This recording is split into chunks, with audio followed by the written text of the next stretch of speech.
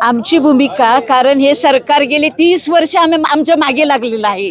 एक सुद्धा प्रकल्प असा नाही का आमच्या लोकांच्या विकासासाठी, हा दुसऱ्यांच्या विकासासाठी, आमच्या उपजीविकेवर हा खरोखर त्यांनी हा बांध घातलेला आहे। आमची साधी भोळी लोक समजून हे सरकार हे प्रकल्प सगळे इथे आणतायत। या प्रकल्पाची आम्हाला गरज नाही, ज्या प्रकल्पाची गरज आहे ते आमच्यासाठी केले जात नाही। हा पाणी कोणासाठी? दुनियासाठी। आम्हाला पाण्याची गरज नाही, पावसाळ्याच्या पाण्याने करा तुम्ही प्रक्रिया, काय गरज आहे?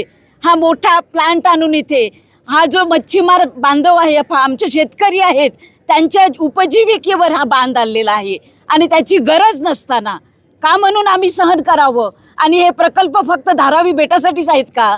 जे काही होते ते धारावी बेट, कारण त्यांना वाटते आमची लोक साधी आहेत, हा कोण काही बोलणार नाही। पण असे प्रकल्प आम्ही आता उडवून लावू, आम्हाला त्याची गरज नाही आहे। विकास, आम्ही विकासाच्या विरुद्ध नाही, पण विकास कोणासाठी? विकास आमच्या लोकांसाठी आहे का तिथे?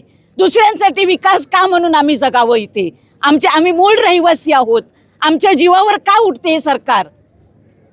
आणि हे सरकार उठून आमच्यासाठी विकास होत नाही, दुसऱ्या लोकांसाठी विकास केला जातो।